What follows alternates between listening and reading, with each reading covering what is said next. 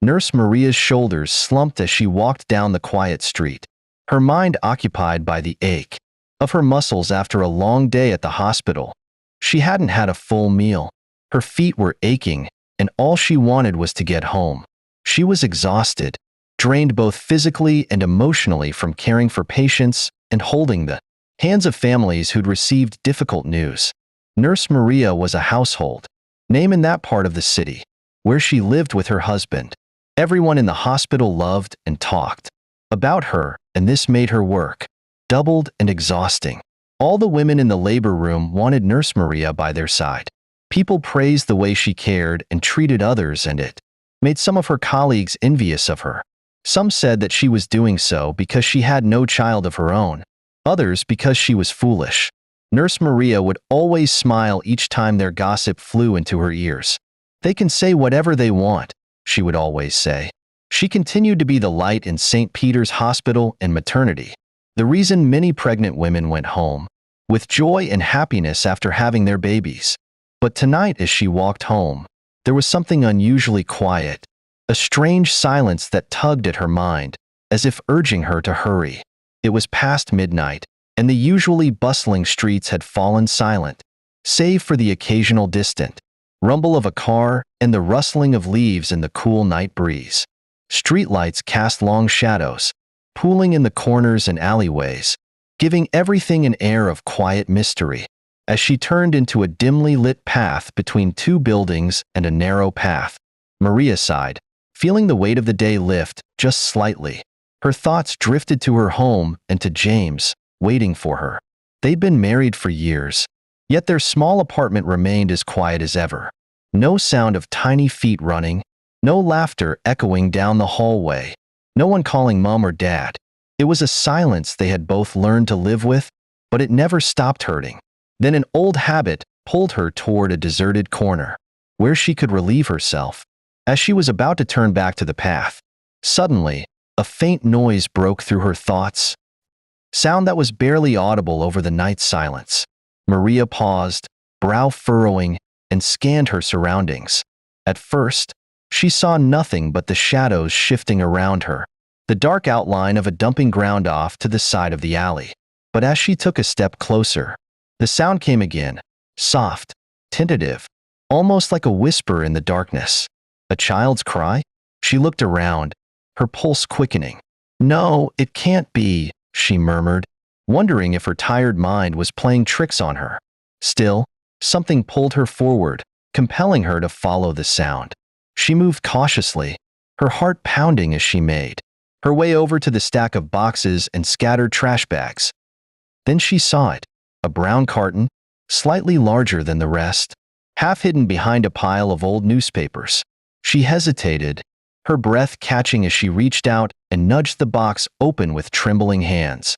Inside lay a tiny baby, swaddled in a thin, beautiful cloth. The baby's face was scrunched in a frown, a soft whimper escaping its tiny lips.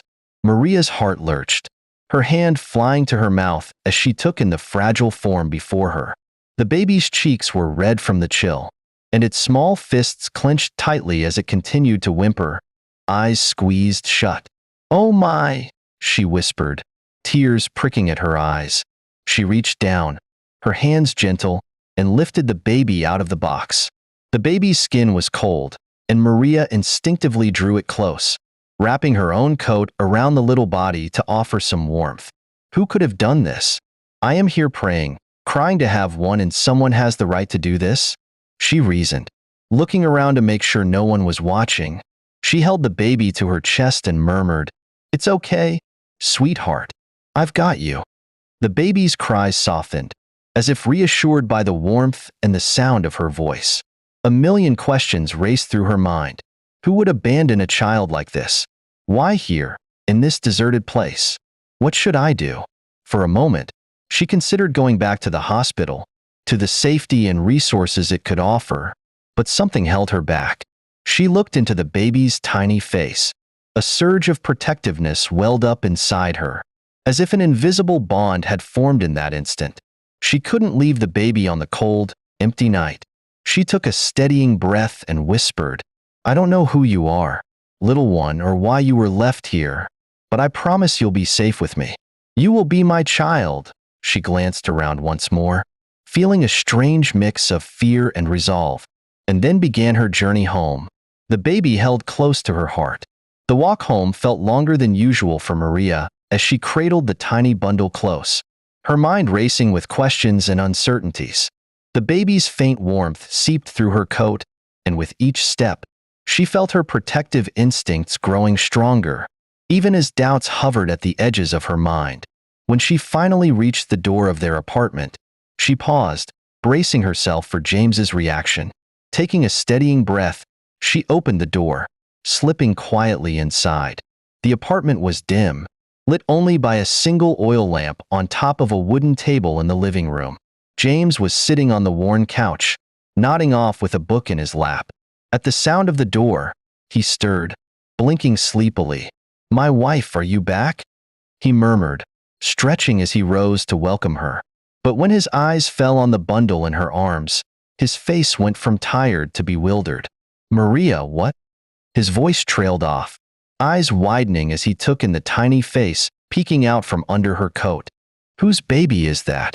Did you steal a baby from the hospital?" Maria smiled faintly, shifting the baby gently in her arms. "My husband, how could you ask me that? I didn't steal any baby, how could I? I found him, my husband, outside, near the refugees. He was just left there, alone." James's expression was a mixture of confusion and shock. He took a step closer, his gaze fixed on the baby. "Are you saying someone abandoned him?" Maria nodded, her voice barely above a whisper. "I couldn't just leave him there, my husband. He's so small, so helpless. I don't know who left him or why, but—" Her voice broke, and she looked up at her husband, searching his face. "I had to bring him here. I couldn't turn my back on him." For a moment, James was silent, his brow furrowing as he tried to process the situation. He looked from Maria to the baby, his expression softening as he noticed the peaceful rise and fall of the baby's tiny chest. Reaching out, he gently touched the baby's cheek, his rough, calloused hand dwarfing the child's delicate face. The baby stirred slightly at his touch, its lips parting in a soft sigh, and James felt his heart twist unexpectedly. "But my wife, this isn't our child," he said softly, though there was a hint of uncertainty in his voice. Maria nodded, her eyes filling with tears. "I know, my husband, but we've wanted a child for so long. We prayed, we waited, and I found him. I don't know what it means, but it feels like—" She paused, swallowing hard. "It feels like fate." James looked down, rubbing the back of his neck as he weighed her words. He knew how much his wife had longed for a child, how many nights they had spent talking about the family they wanted but had never been able to have. The pain and emptiness were things they had both carried in silence, only allowing themselves to hope every month for a miracle. Now, here she was, standing in front of him with a baby in her arms, a baby she had saved from an uncertain fate. After a long pause, he sighed, his shoulders softening. "My wife, are you sure about this? It's a big responsibility, and we don't know anything about him, who his parents are, why he was abandoned." "I don't care who he is or where he came from," Maria replied, her voice firm. She looked down at the baby, her fingers brushing gently over his forehead. "All I know is that he was alone and vulnerable, and I feel like he's meant to be with us, my husband. He is our son now." James hesitated, but as he watched his wife cradle the baby, he saw a light in her eyes that he hadn't seen in a long time. There was something fierce, something undeniable. He reached out, wrapping an arm around her shoulders, and together they gazed down at the tiny life they had unexpectedly taken into their care. "All right," he murmured, a hint of a smile touching his lips. "Then we'll take care of him, for as long as he needs us." Maria's face broke into a smile, and she let out a sigh of relief, leaning into James's embrace. Together, they carried the baby into their small bedroom, laying him carefully on their bed. Maria found an old, soft blanket and tucked it around him.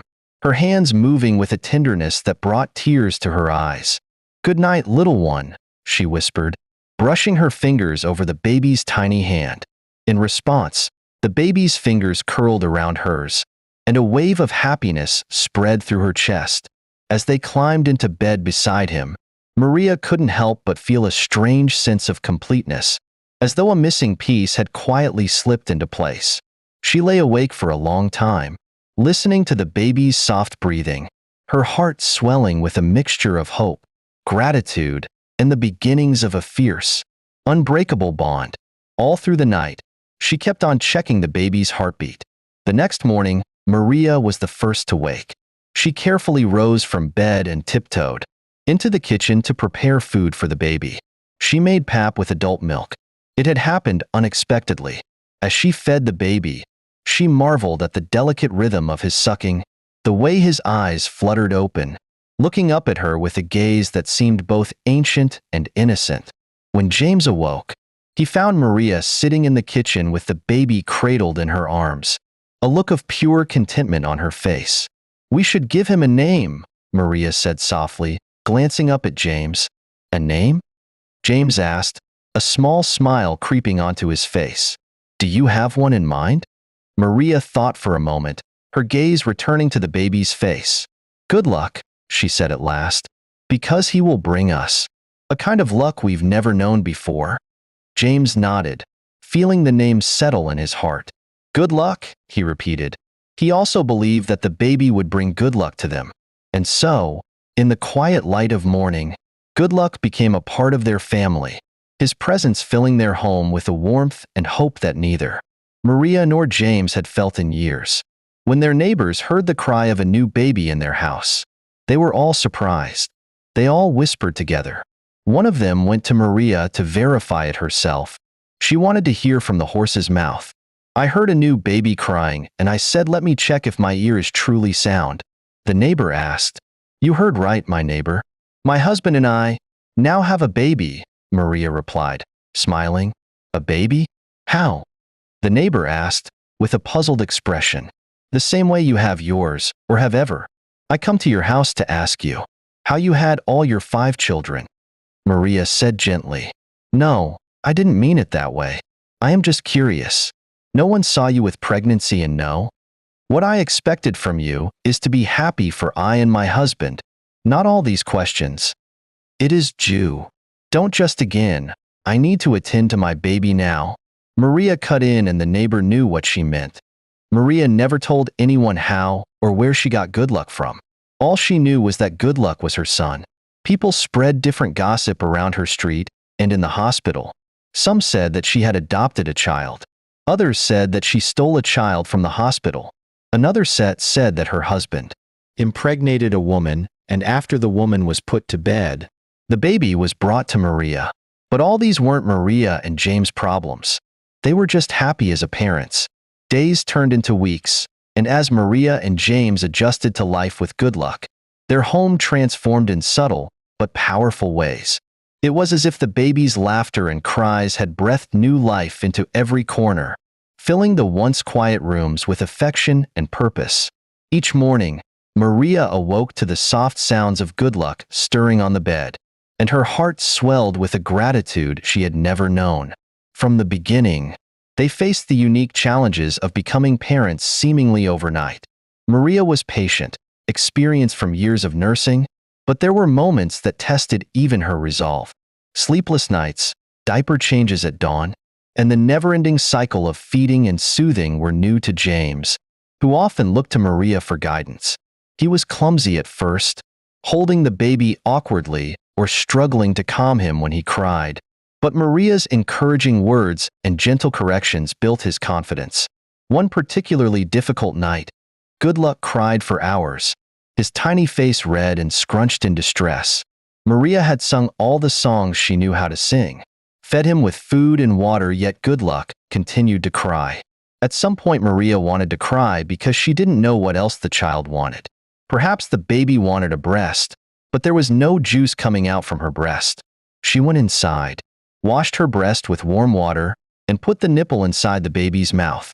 Then it seemed like the breast had triggered the crying. Good Luck began to wail like never before. Maria held him, rocking back and forth, humming lullabies in a soft, soothing voice. James sat beside her, watching helplessly, worry etched on his face. "What if he's sick?" he murmured, reaching out to stroke the baby's head. Maria shook her head, exhaustion pulling at her eyes, but a reassuring smile on her lips. "He's just colicky, I think. It's common. But it breaks my heart to see him like this." James clapped her shoulder, squeezing it gently. "You need to rest small." "Let me try," he said, reaching for Good Luck. Maria hesitated, but handed him over, watching as James cradled the baby, his movements slightly awkward yet full of care. Slowly, Good Luck's cries softened, his tiny body relaxing against James's chest. Maria felt a swell of pride and gratitude as she watched them, realizing that they were, bit by bit, learning to be parents together. The days took on a rhythm, each one filled with small moments of growth and connection. Maria's co-workers at the hospital were curious but supportive, listening as she recounted stories of her new life as a mother. And the more she spoke, the prouder she became. Some were happy with her while others were sad. One afternoon, Maria took Good Luck, threw him at her back, and with her green wrapper, she tied him at her back. They were going to the market. It was her first time going to the market with Good Luck. On their way, a woman saw them. "Oh, Maria, he's just beautiful," the woman said, her voice filled with kindness. "You and James must be so proud." Maria smiled, her heart swelling. "We are," she replied, glancing down at Good Luck with a look of pure affection. "He's our little miracle." Later that evening, as they settled down for dinner, James noticed the serene look on Maria's face and asked, "How was the market?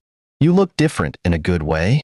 Maria smiled, setting her spoon down as she looked at him. "It was wonderful. I was nervous at first, but everyone was so kind. It felt normal, the way people rushed to see my baby. Some of my customers bombarded me with questions." "Questions?" James asked curiously. "Yes, some said that they didn't see me with pregnancy. Others said that they didn't know that I was pregnant. Some asked me how did it happen. What did you tell them?" "I didn't tell them anything.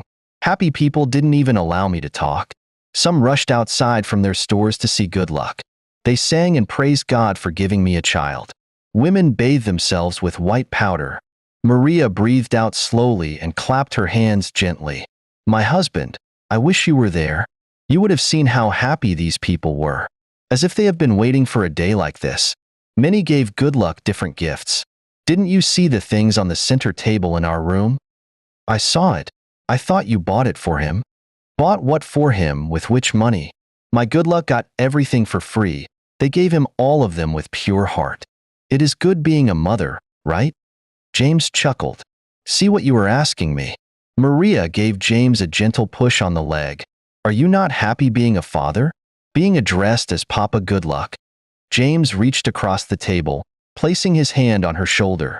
"I am happy. Having Good Luck in our life is a blessing to us." As the months passed, Good Luck grew from a delicate infant into a lively, playful baby. He began to recognize their faces, his eyes lighting up with joy each time Maria or James entered the room. He giggled at James's silly faces, reached out for Maria with tiny, grasping hands, and filled their home with a happiness that neither of them had known was missing. One morning, as Maria was changing Good Luck, she noticed him grasping his feet and babbling to himself, as if lost in his own little world. She laughed, tickling his belly, and his face broke into a wide grin. "Good morning, my little sunshine," she cooed, lifting him up and kissing his cheek. "You're growing so fast. I can hardly keep up." James entered the room, still buttoning his shirt, and paused, smiling as he watched them. "Look at you two," he said, his voice soft with affection. "My two favorite people in the world." Maria laughed, holding Good Luck up toward him. "Say good morning to Daddy, Good Luck." Good Luck babbled, reaching out a hand toward James, who took it gently, letting the tiny fingers curl around his thumb. "Good morning, little man," he said, his voice thick with emotion. They shared a look, a silent understanding passing between them, a recognition, of how deeply this child had become woven into the fabric of their lives. As Good Luck grew, he became a whirlwind of energy and curiosity, his joyful presence filling Maria and James's lives with endless surprises. Their days became a blend of routine and discovery, as each day seemed to bring a new milestone, a first word, a new tooth, a wobbly attempt at crawling. For Maria and James, these little moments were treasures, memories that filled their hearts with warmth and pride. But the joy of raising Good Luck came with its own set of challenges. There were sleepless nights, teething pains, and occasional visits to the doctor that left Maria and James both worried and relieved. One day after doctor's visit, Maria sat on a plastic chair, her hands folded around her breast. The resent regular visits to the hospital was sending chill down her spine. Maria didn't know what to think, but she was afraid.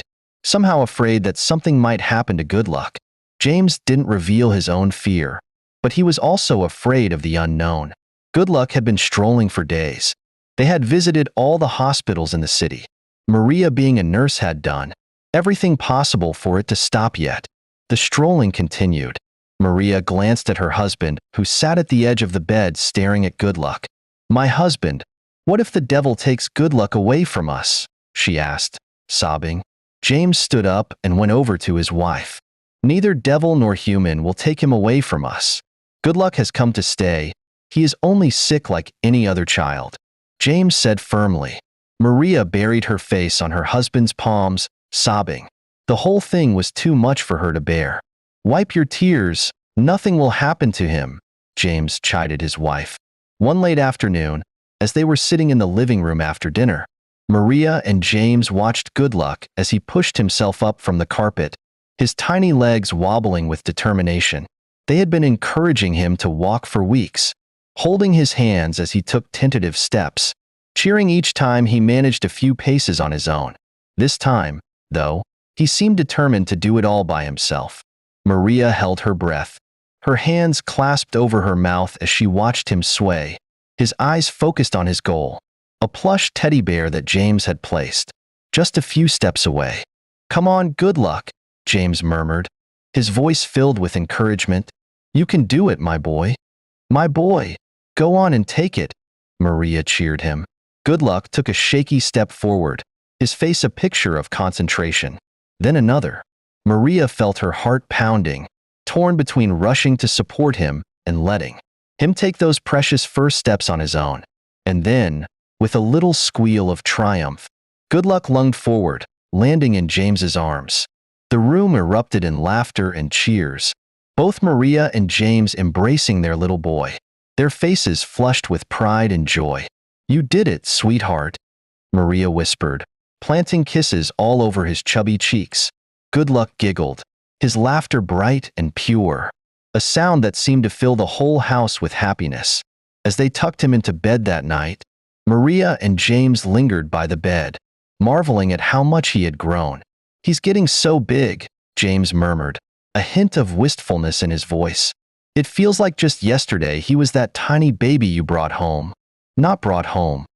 Maria smiled, her hand resting gently on Good Luck's back as he drifted off to sleep. "I know, but he is our own now, so we shouldn't say otherwise. He was always meant to be here with me, with us." James chuckled. "My mistake. He is our son, our child." They stood there for a long moment, watching their son sleep, each of them silently grateful for the little miracle that had come into their lives. As Good Luck grew, Maria and James began creating new family traditions, small rituals that became the backbone of their little family. One of their favorite routines was Sunday breakfast, a special morning where they would gather in the kitchen, making pancakes together while music played softly in the background. One Sunday morning, as the smell of pancakes filled the kitchen, Maria lifted Good Luck up onto a stool, handing him a spoon. His face lit up with delight as he stirred the batter, tiny hands clumsily splashing flour and milk everywhere. "Careful, Good Luck," James laughed, grabbing a dish towel to clean up the mess. But there was no irritation in his voice, only joy.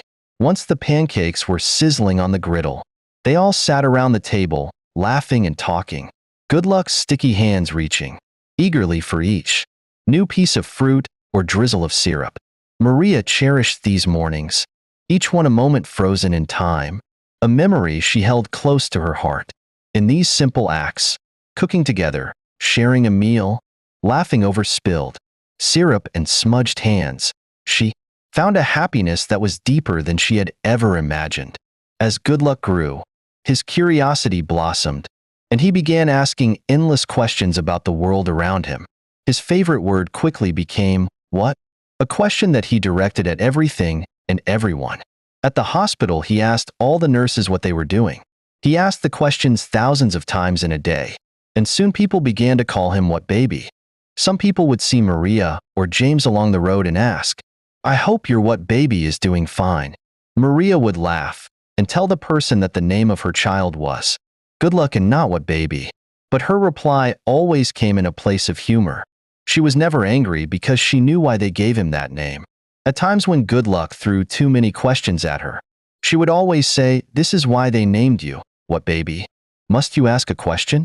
Do you want to know everything? That shows that my son will be a brilliant boy. He will be courageous like his father," James would always say. One sunny afternoon, as Maria and Good Luck were playing in the front yard, a woman approached them from the sidewalk. She was young, her face so smooth with makeup. "Hello," the woman said, smiling down at Good Luck, who was busy stacking blocks on the grass. Maria looked up, returning her smile. "Good afternoon." The woman's gaze softened as she watched Good Luck. "He's a beautiful child," she said quietly, her voice filled with something Maria couldn't quite place. "Thank you," Maria replied, glancing at Good Luck with pride. "He's our little miracle." The woman's eyes flickered with recognition, and she looked back at Maria, her smile tinged with sadness. "You're blessed, dear. Children are a gift." "Thank you," Maria said softly, her voice thick with emotion. "We know how lucky we are. I was passing by when I saw how you were chasing after him and the way he was giggling, and I said, let me come and say hello. You have done something noble. Good Luck will never allow me to rest. He wants to play all the time." "Mummy, what are you saying? Come, let's play." Good Luck's tiny voice cut in. "Your mummy is coming, young man," the woman said, laughing. "Don't mind that old man. He wants to have me all to himself." The woman smiled and patted Maria at hand, nodding as if they shared an unspoken understanding. She looked down at Good Luck one last time before turning and walking away. That night, as Maria tucked Good Luck into bed, she thought of the woman's words, feeling a renewed sense of appreciation for the little family they had created. "Children are gifts indeed," she muttered. As Good Luck's laughter echoed through their home, Maria and James found themselves falling deeper into the roles of parents, their love for him blossoming in ways they had never anticipated. Each day brought new challenges, but also new joys. And in every moment, whether they were comforting him after a fall, teaching him to say please and thank you, or simply watching him sleep, they felt the profound weight and beauty of their love for him. One evening, as they sat together after putting Good Luck to bed, Maria turned to James, her voice soft. "Do you ever wonder what would have happened if I hadn't found him that night?" she asked, her eyes reflecting both wonder and a hint of fear. James looked at her, reaching out to hold her hand. "Sometimes," he admitted, his voice filled with emotion, "but I like to think that, somehow, we were meant to find each other, that he was always meant to be ours." They sat in silence, their hands intertwined, each of them silently thanking whatever fate or chance had brought Good Luck into their lives.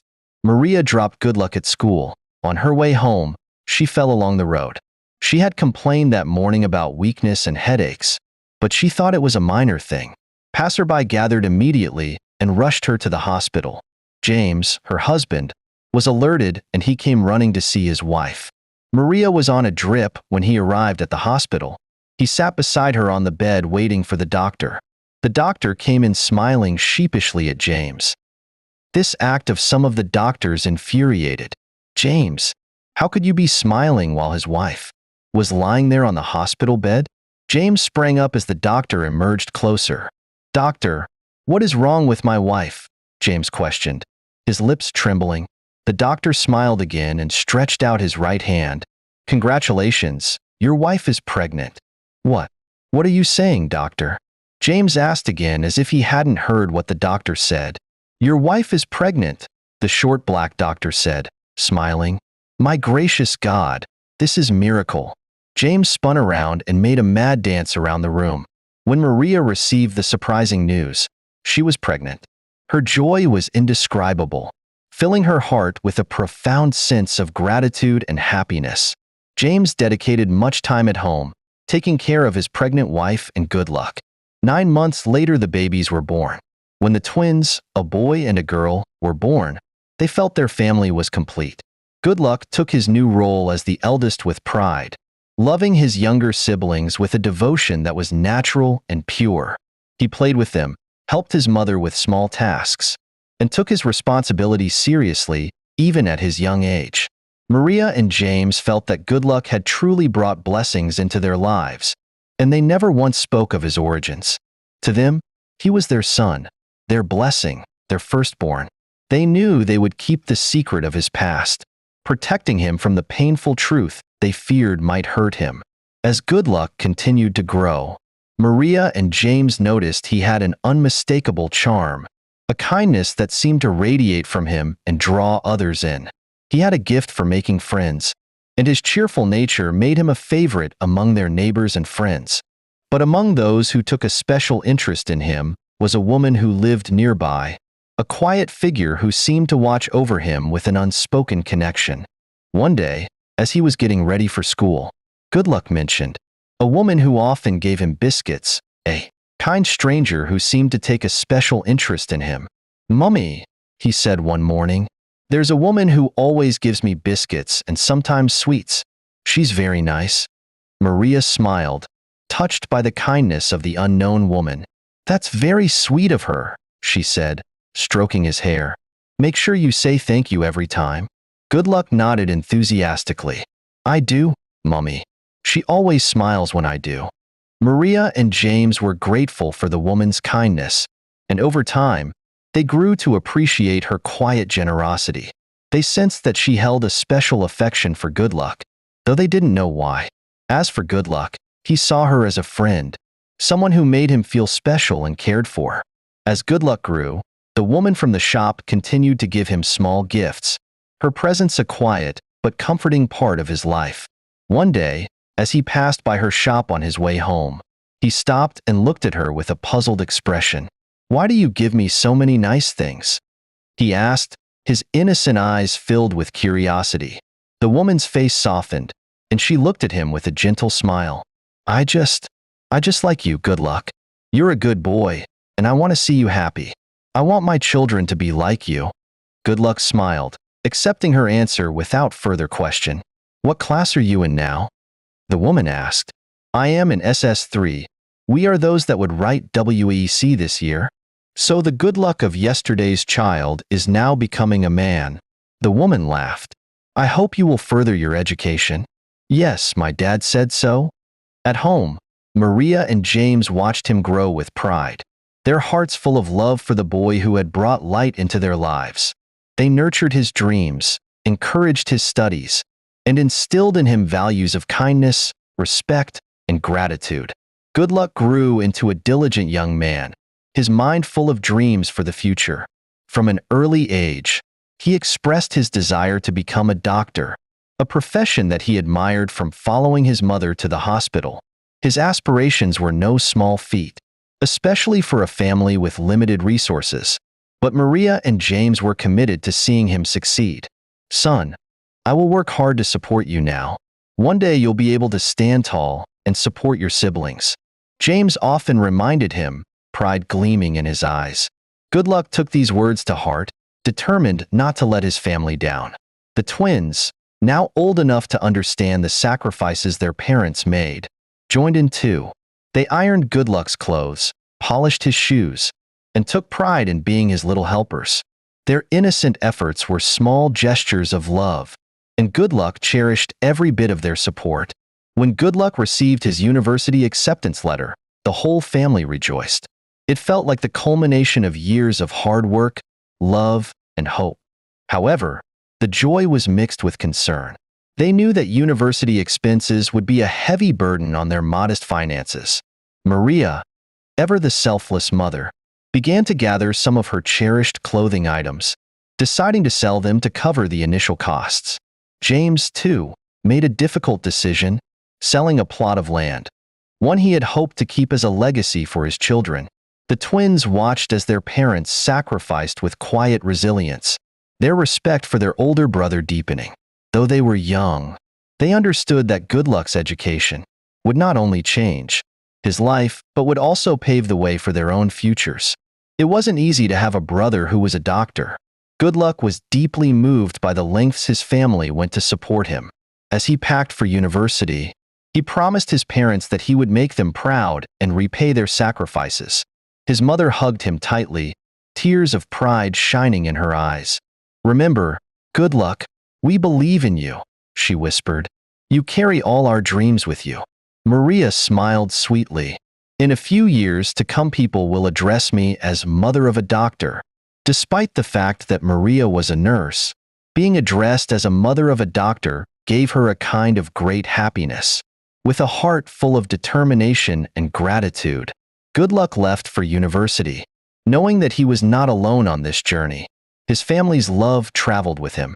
Goodluck's first few years at university were challenging but fulfilling. He adapted quickly, driven by his passion for medicine and a desire to make a difference in people's lives. He studied long hours, rarely taking breaks, knowing that each moment spent in learning was a step closer to his goal. Everyone around him knew about his resilience, hard work, and his unending reading. People teased him, asking him if the one who reincarnated him didn't go to school. It was a funny statement that implied that you were taking things overboard. Goodluck knew what he wanted, and that was what he got at last. He went home to his family with the best results.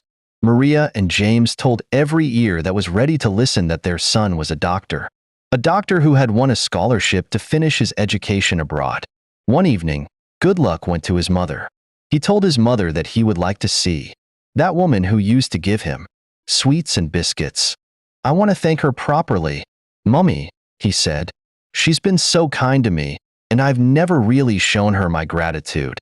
His mother was so happy that she had a son who knows what appreciation was. "Go, my son. Remember to tell her about your scholarship." Goodluck rolled his eyes and nodded his head. He wondered what would have happened if his mother wasn't a nurse. Perhaps she would have taken some group of dancers to the market square to announce the scholarship with a megaphone. Goodluck arrived at the woman's house with a bottle of wine, wrapped up with black nylon. It was on Sunday evening, so the woman didn't go to her store.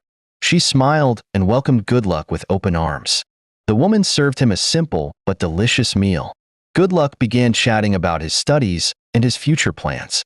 The woman jumped up when Goodluck told her about his scholarship. After that, she muttered something, but Goodluck didn't hear her well. Her voice wasn't audible. As they talked, Goodluck noticed a change in her demeanor.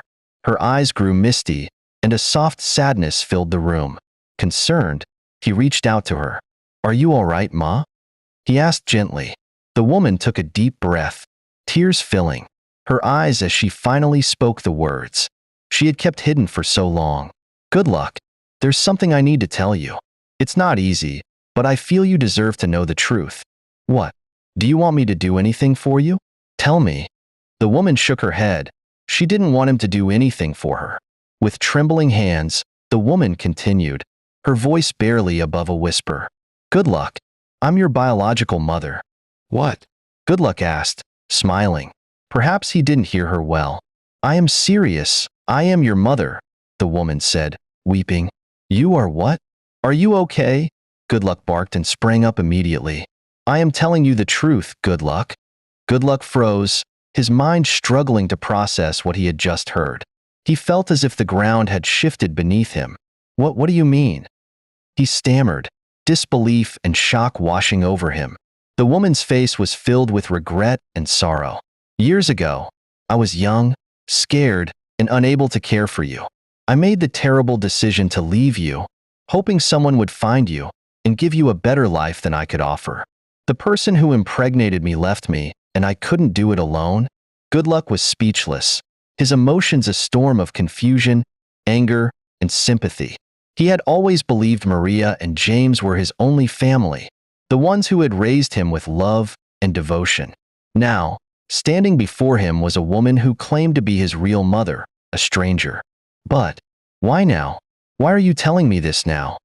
he asked, his voice laced with hurt. Tears streamed down the woman's face as she struggled to explain. "I didn't want to disrupt your life. But as I grew older, I realized I couldn't keep silent forever. I have no other children. I have been married 2 times without a child. After my second marriage failed, I decided to come to this side so that I will be seeing you every day with hope that one day you will come back to me." "Come back to who?" Goodluck questioned fiercely. "How am I even sure that you are saying the truth?" "I am telling you the truth. You are my son." One mind whispered to Goodluck that the woman was right, but another one was saying that the woman was lying. He shook his head again and again, then turned to the woman.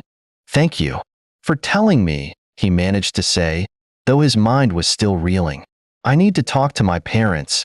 The woman nodded, understanding his need for space. "Take all the time you need, Goodluck. I just wanted you to know that I am your mother, and I want to have you in my life." Goodluck returned to his parents' home that night, his mind weighed down by the revelation. He didn't say anything until they finished their dinner. It had always been like a ritual in their home, to discuss anything after dinner, and he wouldn't want that woman to spoil it with her words. After eating the food, he sat down with Maria and James, finally sharing what he had heard. His mother listened in silence, her expression a mix of sadness and understanding. "Goodluck, you are my son," Maria said gently. "I don't know what that woman was talking about. You are my son?" "I know I am your son, Mom, but I also want to know the truth. Tell me, Mom." Goodluck pleaded. James eyed his wife, giving her go-ahead. "The woman might be right. I don't know who your biological mother is. Goodluck, I found you that day while coming back from hospital at night. You're our son, and nothing will ever change that." His father nodded in agreement, his eyes shining with pride. "No matter where you came from, you're our boy. We raised you, loved you, and will always stand by you." Goodluck felt a deep sense of relief. The love he shared with his parents was unshakable, a bond that could not be broken. He stood up and hugged his parents. James and Maria were surprised. They had not expected something like that from him. No long talk at all, no sadness on his face. "This shows that he is now a man," James said after Goodluck left. "He is my son. He will always follow the right path." Maria laughed. "But what if the woman wants to take him away?" Maria muttered slowly. James laughed. "Goodluck is no longer a baby. Let's see what happens next." Few weeks later, Goodluck invited the woman over to their house. Goodluck, the woman, James and Maria. They all sat in the living room staring at each other. James brought out cola nuts and they ate. "I called this meeting to set the record straight," Goodluck said. "Now I have found out who my mother is. I have done a DNA test, and it is true that you are my biological mother." He pointed at the woman. The woman smiled while Maria's heart skipped. She was shocked. When had Goodluck started hiding such things from her? He had never done something without telling her, but now everything had changed. It didn't matter how one suffered. A biological mother would always be a biological mother, Maria thought. She tried her best to hold back her tears. "Now that we know the truth, what do you want?" Goodluck asked the woman. He hadn't directed any questions to his parents. "I want to be your mother, Goodluck. I want you to come back to me. For years I have been dreaming for a day like this. The day you will look into my eyes and call me mother because I am your mother." The woman narrated. "You are mad. You are foolish. So after suffering and training him, you want him to come back to you. You want to reap from the farm you didn't cultivate. Now you want someone that will call you a mother. I know from beginning that all the biscuits you were giving him wasn't for nothing, but I couldn't place my hand on what it is." Maria sprang up and snarled. "What did you give him? Calculate everything you people spent, and I will pay you back in 10 folds. Tell me. He is my son, and he knows that." "Clap for yourself." Maria clapped her hands. "You want to pay us?" "Yes, I want to pay you everything you had spent." Maria wanted to talk again, but James calmed her down. Goodluck didn't want to involve himself in all those women's talks. He knew what he wanted to say. My dad sold one plot of land to send me to university. The total amount they have spent should be close to 50 million naira. Can you pay them back? Good Luck asked the woman. His parents stared at him, many things going through their minds. Was he going to leave them? What was he saying? The woman nodded her head. Yes, I can pay them double. All I have ever wanted in life is you, and I can pay any amount to have you, my son. She stretched out her hand to touch Good Luck, but Good Luck brushed her hand aside. It is true that DNA might have confirmed that you are my mother, but the truth is that I am not your son. I still and will ever see you as a good woman, who has always given me sweets and biscuits. I really appreciate the part you played in my life. Good Luck moved slowly towards his parents. I have one mother and one father. These are my parents. They gave me life when you left me. They gave me the future you couldn't give. There's no me without both of them. Motherhood is not just about birthing a child. It is also about nurturing and training that child.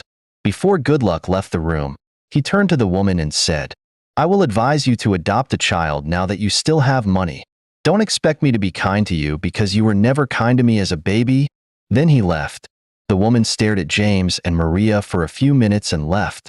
She didn't beg Good Luck. She knew there was no need to beg him. He wasn't a baby anymore. And at the same time, she didn't blame him much for choosing James and Maria over her.